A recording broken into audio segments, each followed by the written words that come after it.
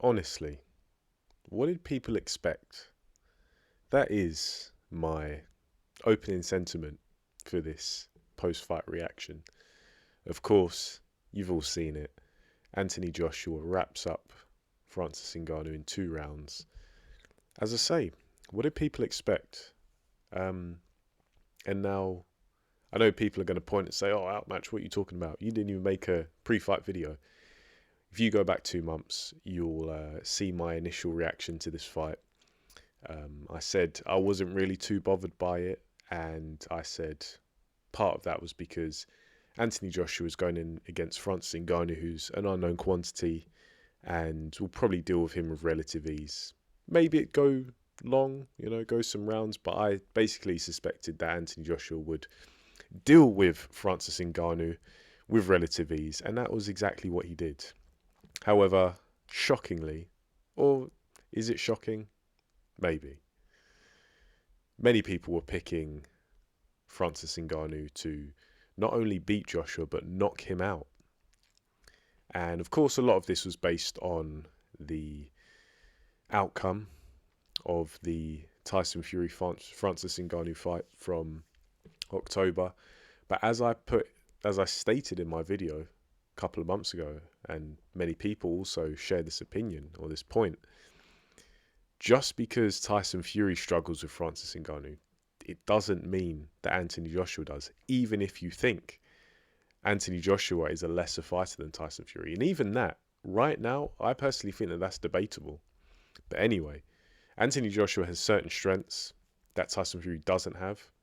And I suspected that he'd be able to implement those strengths against Francis Ngannou. And that he did.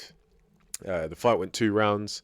I don't think I really need to describe how the fight went because I'm sure you guys will rush to watch it if you weren't watching it live.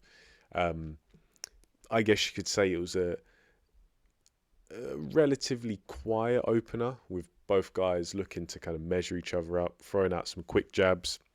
Strangely, Ngannou, after not looking too terrible, he decided to go southpaw, and then Joshua just let rip a bloody pump action right hand that sent him onto the deck. Ngannou was on the seat of his pants, but he saw out the round, and then he gets timed over the stepping jab. Another Anthony Joshua right hand goes down, takes a long time to get up, like really trying to get all the seconds he can. And then Anthony Joshua just lets rip one of the most savage punches I've seen him throw in a while. And I know people are going to point to the Robert Helenius punch, for example. Okay, fair game. But the expression on Anthony Joshua's face when he just tore that punch through Ngannou like wet tissue, that was vicious. That was mean. That wasn't a formality where, just got to get the guy out of there. Anthony Joshua put spite into that punch. And it looks as if Francis Ngannou's okay. He eventually got up and was talking to Anthony Joshua. Of course, we want him to be safe and sound. Because ultimately, this was an elite level boxer versus essentially a novice boxer.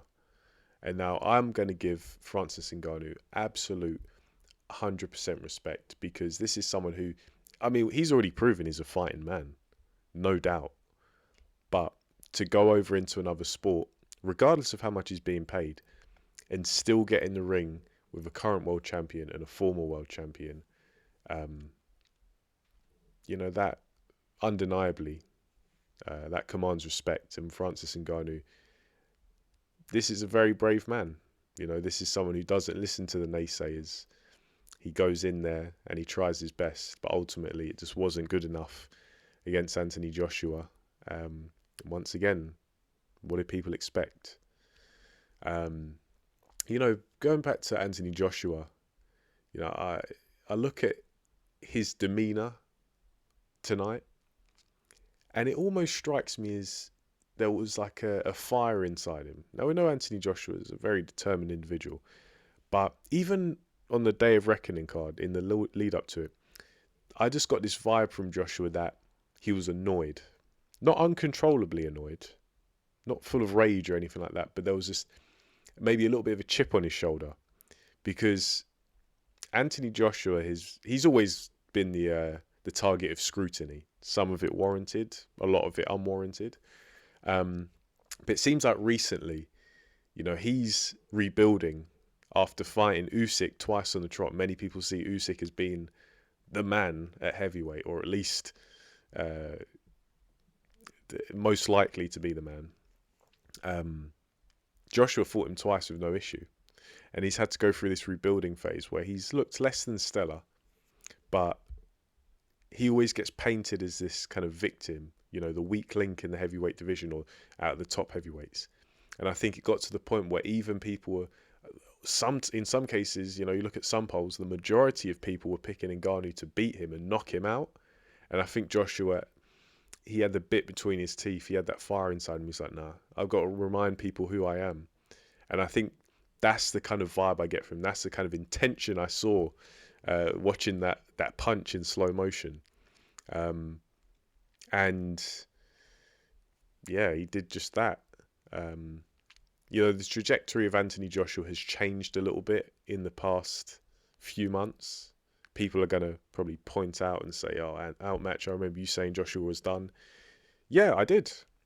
Honestly, after the Robert Helenius fight, I thought Joshua was done. But that was based on the context of where Anthony Joshua had planned to go next, which was a fight against Wilder. And I know hindsight's 2020, and Wilder didn't look like great. He didn't look great at all against Parker. But it really just goes to show how the path you choose to go down can really define what happens and the perception that people have of you. So yeah, I'm kind of on a tangent right now, but Anthony Joshua did what many objective and just rational people expected him to do, and he did what he had to do. I said in a video I did a couple of days ago about the pressure that Anthony Joshua may or may not be under, that this is a fight where he's got to walk a bit of a tightrope, because he can't really afford to put a foot wrong. If he does, he's going to be in for quite a bit of scrutiny and criticism. And yeah, he didn't allow it to get to that. It was a perfect performance, but he couldn't settle for anything less in this regard.